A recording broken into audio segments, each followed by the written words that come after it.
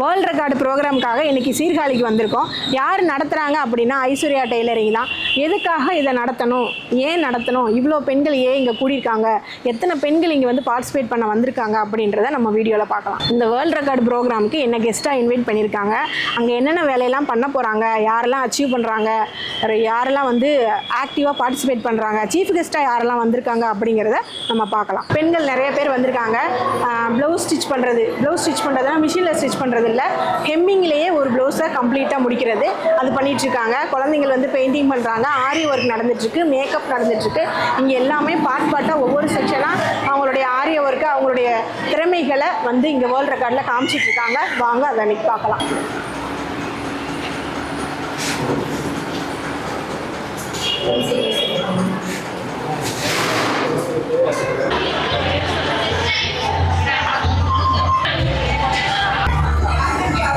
Ready ma'am, ready camera அப்படி camera பாருங்க. Ready எல்லாம் வேண்டாங்க, இப்படி எல்லாம் இல்லை.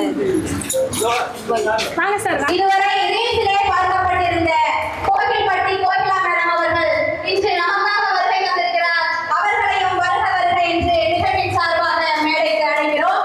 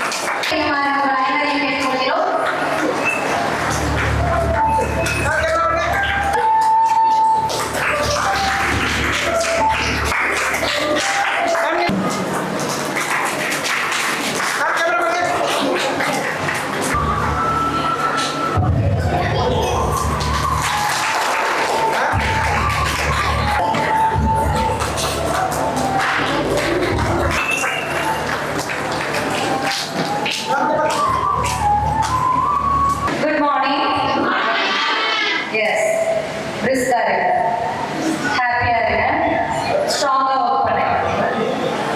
டெய்லரிங் ஃபீல்டுல இருக்கொண்டு அடிக்கடி ப்ரௌடா பேசிக்கிங்க. டெய்லரிங் கிளாஸ் போறதையே மறைச்செல்லாம் பண்ணாதீங்க.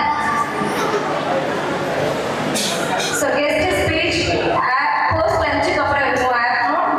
ஸோ எல்லாருமே இந்த ஃபீல்டில் நாங்கள் எப்படி சக்ஸஸ் பண்ணோம், நீங்கள் என்ன ஃபாலோ பண்ணால் சக்ஸஸ் ஆகலாங்கிற பிரிண்டட் டிப்ஸ் தருவாங்க.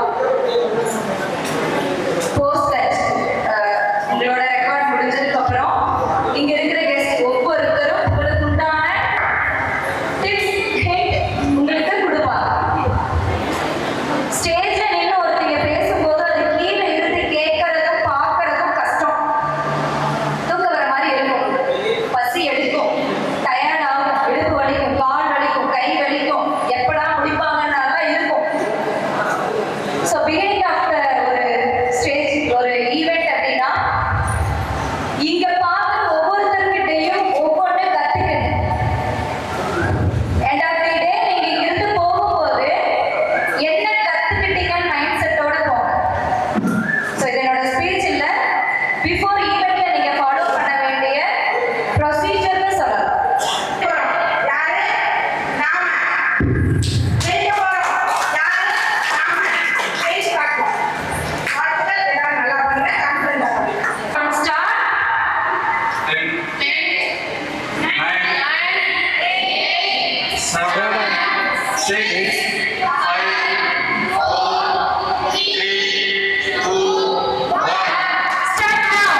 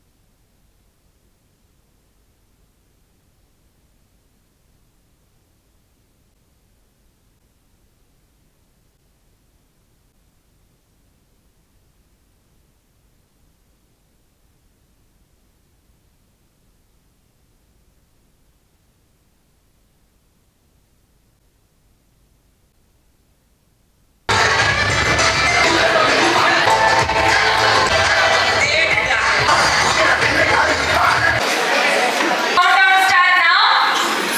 10, 9, 8, 7, 6, 5, 4, 3, 2, 1, stop. Yes, wow.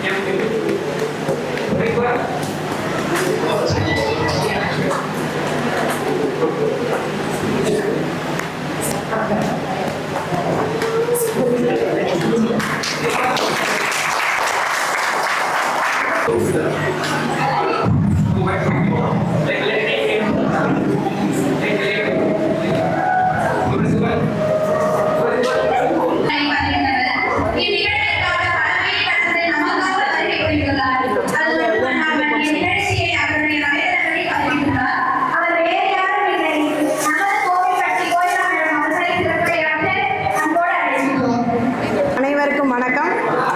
மேடையில் அமர்ந்திருக்கக்கூடிய சிறப்பு விருந்தினர்கள் அனைவருக்கும் எதிர்காலத்தில் சாதனை படைக்க துடித்து கொண்டிருக்கும் சாதனை பெண்கள் அனைவருக்கும் என்னுடைய மனம் கனிந்த அன்பான வணக்கம்.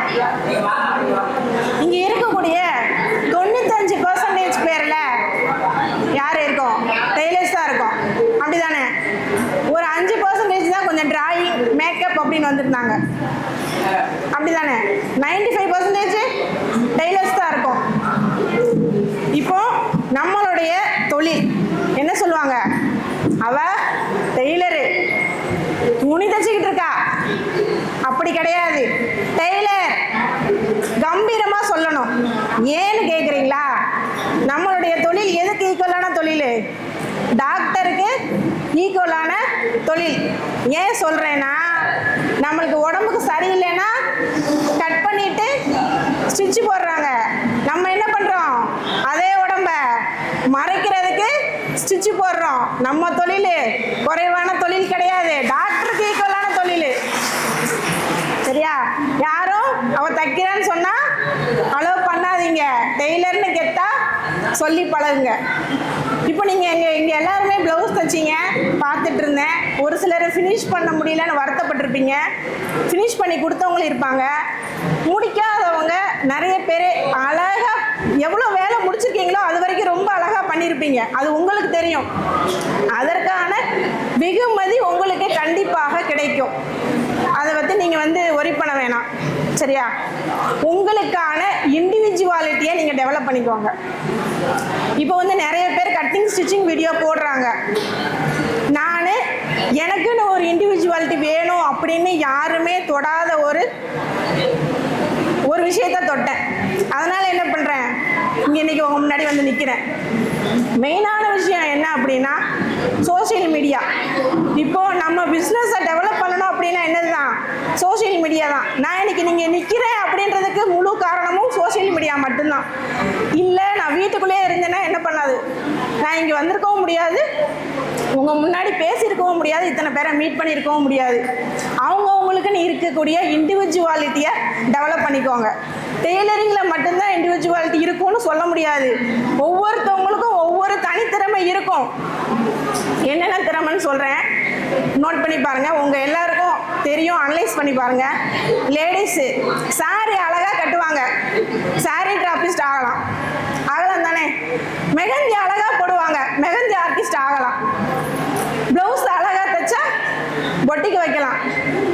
மேக்கப் அழகாக போட்டால் மேக்கப் ஆர்டிஸ்ட் ஆகலாம். என்னென்ன வேலைகள் இருக்கோ அதில் உங்களுடைய தனித்துவத்தை காட்டுங்க. அப்போ தான் உங்களால் வெளியில் வர முடியும். எனக்கு பூ கட்ட தெரியும் அப்படின்னா அழகாக பூ கட்டி கொடுங்க. நிறைய பேருக்கு பூ கட்ட தெரியாது, உங்ககிட்ட வாங்குவாங்க. பிரைடல் மேக்கப்புக்கு என்ன பண்ணுறாங்க? பூ வெளியில் தான் வாங்குறாங்க. அந்த மாதிரி உங்களுக்குன்னு இருக்கக்கூடிய தனித்துவத்தை வெளியில் கொண்டு வாங்க. கண்டிப்பாக உங்களாலையும் சாதனை படைக்க முடியும். இப்போ சோஷியல் மீடியாக்களில் நிறைய பேர் வீட்டில் அலோவ் பண்ணுறதில்ல. எங்கள் வீட்லேயுமே அலோவ் பண்ணலை. என்னுடைய கணவர் மட்டும்தான் எனக்கு சப்போர்ட்டு. எங்கள் ஃபேமிலியில் யாருமே என்கிட்ட பேச மாட்டாங்க. வீடியோ போடுறேன்ற ஒரே காரணத்தினால எங்கள் ஃபேமிலியில் யாருமே என்கிட்ட பேச மாட்டாங்க. சண்டை, வீடியோ போடுற அப்படின்னு. உங்கள் பொண்ணு தானே இது வீடியோ போடுது அப்படின்னு என்கிட்ட கேட்குறாங்க.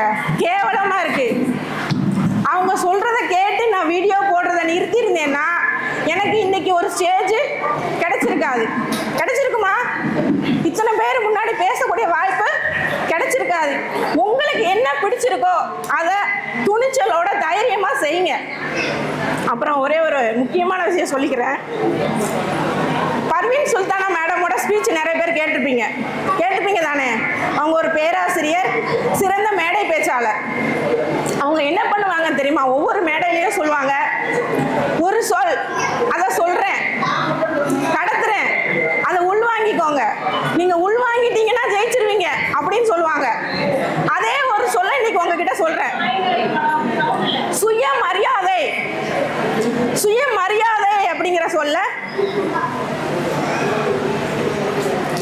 தண்ணி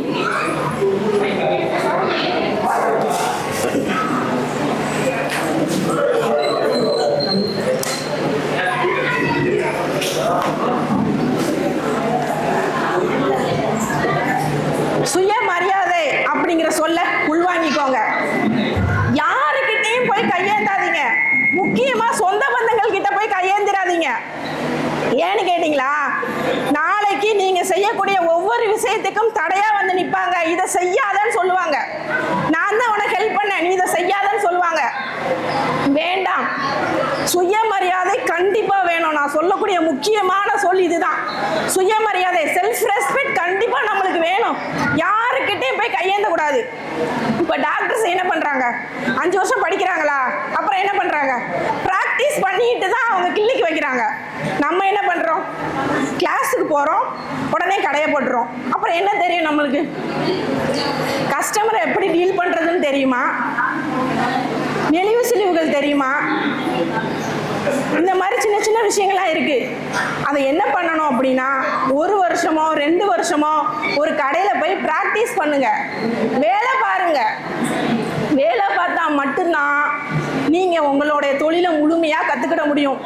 படிக்கிற இடத்துல எல்லாருமே முழுமையா உங்க தொழிலை சொல்லி கொடுக்க மாட்டாங்க. வேலைக்கு போகும்போது தான் உங்களுடைய தொழிலை வந்து நம்மளுடைய தொழிலை முழுமையா நம்ம கத்துக்கிட முடியும். 1 வருஷமோ 2 வருஷமோ வேலை பாருங்க. யாரோட உதவி வேண்டாம், ஹஸ்பண்டோட உதவி வேண்டாம், அப்பா அம்மா உதவி வேண்டாம், அண்ணன் தம்பி உதவி வேண்டாம், யாரோட உதவி வேண்டாம். 2 வருஷம் நீங்க வேலை பார்த்தீங்கனாலே உங்களுக்கு கடை போடுற ஓனர் அப்படிங்கிறதுக்கு ஒரு மிஷின் வாங்கவோ ஒரு டேபிள் வாங்கவோ அந்த வருமானத்தில் உங்களால சம்பாதிக்க முடியும். அதனால கண்டிப்பா வேலை பாருங்க. எடுத்த எடுப்புலயே போயிட்டு டெய்லர் கடை ஓப்பன் பண்றேன்னு போனி அவஸ்தைப்பட வேண்டாம். சரியா? எல்லாருமே அவங்களுக்குன்னு இருக்கக்கூடிய இண்டிவிஜுவாலிட்டியை கண்டிப்பா டெவலப் பண்ணிக்கோங்க. இப்போ ஒன்றும் இல்லை, நான் சொந்தமா வீடு வச்சிருக்கேன்னு நினைக்கிறீங்க, எனக்கு தைக்கவும் பிடிக்கல, எதுவுமே பண்ண பிடிக்கல அப்படின்னா, என்னோட வாழ்க்கையில ஒரு அனுபவத்தை நான் சொல்றேன். நான் மாடி தோட்டம் வச்சிருக்கேன். வெறும் 6 மல்லிகைப்பூ செடி தான் வச்சிருக்கேன். 6 மல்லிகைப்பூ செடி. அதுல கொஞ்சம் கிட்ட வச்சு பேசுங்க, கேட்க மாட்டேங்குது. நான் மாடி தோட்டம் வச்சிருக்கேன். அதுல வெறும் 6 மல்லிகைப்பூ செடி தான் வச்சிருக்கேன். இந்த சீசன்ல ஒரு கூட பூ பூத்துச்சு. அதுக்கும் எதிர்ப்பு, மாடியில செடி வைக்க கூடாது, வீடு வம்பா போயிடும் அப்படின்னு. என் கணவர்கிட்ட சொன்னேன், எப்பா இப்படி சொல்றாங்க, உனக்கு பிடிச்சிருந்தா நீ செய், அதுக்கு உண்டான வாட்டர் ப்ரூஃப் பெயிண்ட் உனக்கு அடிச்சு தரேன். உனக்கு செடி வைக்கிறது பிடிச்சிருக்கா, இன்னும் 4 செடி வாங்கி வைன்னு வாட்டர் ப்ரூஃப் பெயிண்ட் அடிச்சு கொடுத்தாரு. நான் 6 செடியில ஒரு கூட மல்லிகைப்பூ என்னால் பறிக்க முடியுதுன்னா, 10 செடி வச்சா என்னால் 2 கூட மல்லிகைப்பூ பறிக்க முடியும். நீங்க சொந்த வீடு வச்சிருக்கீங்கன்னா உங்க மாடி தோட்டத்திலே உங்களுக்கான பிசினஸ் ஆரம்பிக்கலாம். யார் யாருக்கு எந்தெந்த வேலை பிடிக்குதோ அந்தந்த வேலையில உங்களால் சிறப்பு செய்ய முடியும், நீங்கள் மனது வைத்தால் மட்டும். இப்போ நம்ம ராணி மேடம் வந்து சென்னையில் நடந்த ஒரு வேர்ல்ட் ரெக்கார்டு ப்ரோக்ராமுக்கு போய் தான் இம்ப்ரெஸ் ஆகி மோட்டிவேட் ஆகி இப்போ அவங்க வேர்ல்ட் ரெக்கார்டு பண்ணியிருக்காங்க. இதே மாதிரி இன்னைக்கு வந்திருக்கக்கூடிய நிறைய பெண்கள் எவ்வளோ பேர் மோட்டிவேட் ஆகுறீங்கன்னு தெரியாது, எவ்வளோ பேர் இம்ப்ரெஸ் ஆகுறீங்கன்னு தெரியாது, எத்தனை பேர் மைண்டில் நீங்கள் நாளைக்கு வேர்ல்ட் ரெக்கார்டு பண்ண போகிறீங்க அப்படிங்கிறது தெரியாது. ஆனால் பண்ணுவீங்க. யாராவது ஒருத்தராவது என்ன பண்ணுவீங்க, கண்டிப்பாக பண்ணுவீங்க. இங்கேருந்து நிறைய விஷயத்தை எடுத்துகிட்டு போகிறீங்கல்ல, வந்துட்டு யாரும் சும்மா போல. என்கிட்ட ஒரு 2 பேர் சொன்னாங்க, சிக்கா நான் வந்திருக்கேன், தனியாக வந்திருக்கேன், ஃபர்ஸ்ட் டைம் என்னோட லைஃப்பில் நான் தனியாக வெளியில் வந்திருக்கேன்னு சொன்னாங்க. அதுவே பெரிய சாதனை தான். தனியாக வெளியில் வர்றது என்னதுதான், சாதனை தான். நம்மளுடைய பெண்களை வீழ்த்த முடியாத போது அவங்களுடைய ஒழுக்கத்து மேலே தான் கொண்டு வந்து வைப்பாங்க. அதை நீங்கள் கண்டுக்கிடாதீங்க. சோசியல் மீடியாவில் வந்து போஸ்ட் போடுங்க, நிறைய நெகட்டிவ் வரும், அதெல்லாத்தையும் ஏற்றுக்கிட்டு ஜெயிக்கணும். சாதனை பெண்கள் அனைவருக்கும் வாழ்த்துக்கள் சாதனை படைப்பதற்கு. மிக்க நன்றி. மகத்துவத்தை பற்றியும், மண்ணின் மகத்துவம், பெண்மையின் தனித்துவம், சரித்திர பெண்மையின் மகத்துவம், வெற்றி முன்னிடம், சாதனை பெண்ணிடம், பெண்கள் சுயமரியாதையுடன் வாழ வேண்டும் என்று கூறிய கோவில்பட்டி கோயில்மேடம் அவர்களுக்கு நன்றியை தெரிவித்து, எல்லாரும் வரவேற்று எல்லாரும் பேசியெல்லாம் ஆனா நீங்க ஒரு ஈவென்ட் ஆர்கனைஸ் பண்ணும்போது இதோட வேல்யூ புரியும்.